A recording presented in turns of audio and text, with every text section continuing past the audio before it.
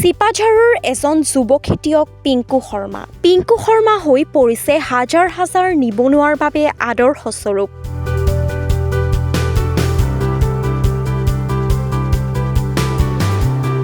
যি সময়ত একাংশ শিক্ষিত নিবনুৱাই চৰকাৰী চাকৰি বিচাৰি অফিচ কাছাৰী মন্ত্ৰী বিধায়কৰ পিছে পিছে ঘূৰি ফুৰি সাঁচতীয়া টকাকেইটা শেষ কৰি সৰ্বশ্ৰান্ত হৈ হাত সাৱটি ঘৰতে বহি থাকে কিংবা দিনৰ দিনটো অনাই বনাই ঘূৰি ফুৰি মূল্যৱান সময় আৰু নিজৰ বয়স পাৰ কৰিছে, তেনে সময়ত পিংকু শৰ্মা নামৰ যুৱকগৰাকীয়ে দেখুৱাইছে এক স্বাৱলম্বিতাৰ নিদৰ্শন।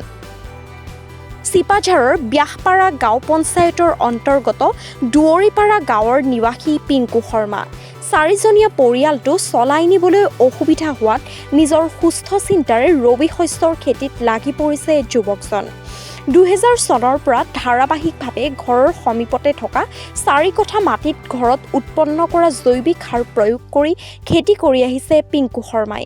প্ৰথমতে ঘৰৰ পোহনীয়া হাঁহ কুকুৰা বিক্ৰী কৰি লাভ কৰা টকাৰে বজাৰৰ পৰা বীজ কিনি ফুলকবি, বন্ধাকবি, ওলকবি, বেঙেনা, কেৰেলাকে ধৰি অন্যান্য পাচলি খেতি কৰিবলৈ লয়। প্ৰথম বছৰত বিশেষভাৱে লাভৱান হোৱাৰ পিছত আজি সুদীৰ্ঘ 25 বছৰে একেখিনি মাটিতে ধাৰাবাহিকভাৱে বছৰ ভিন্ন সময়ত উৎপাদন কৰি আহিছে বিভিন্ন প্ৰজাতিৰ খেতি।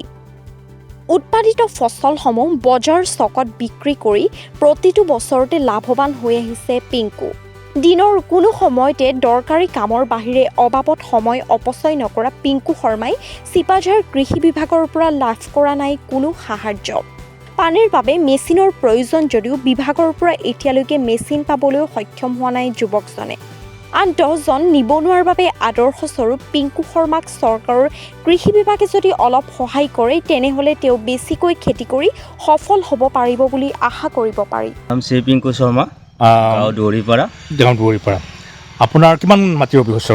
মোৰ 4 কঠামান মাটি হ'ব। মই এইখিনিতে কৰি আছোঁ। কিমান বছৰ বয়স পাই কাম? মই প্ৰায় 2000 চনৰ পৰা এই কাম কৰি আছোঁ। আচ্ছা, এই 4 কঠা মাটিত আপুনি কি কি খেতি কৰিছে? মই জিকা, ভোল, কেৰেলা, তাৰপিছত লগতে বৰ্তমানৰ ক'ভিড টাইমত কবি খেতি।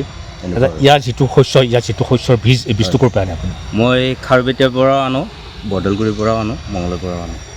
আচ্ছা, এনেধৰণৰ শস্যটোৰ যিটো উৎপন্ন হয় ফচলটো আপুনি ক'ত বিক্ৰী কৰে? মই বজাৰ বিক্ৰী কৰোঁ। বজাৰত বিক্ৰী কৰে, ঘৰত বিক্ৰী কৰে নকৰে? ঘৰতো লৈ যায়। আচ্ছা, আপুনি 4 কঠা মাটিত আপুনি এনেধৰণৰ বিভিন্ন ধৰণৰ অভিশস্য খেতি কৰোঁতে আপুনি চৰকাৰৰ ফালৰ পৰা কিবা সাৰ শস্য বীজ কেনেকৈ লাভ কৰিছে?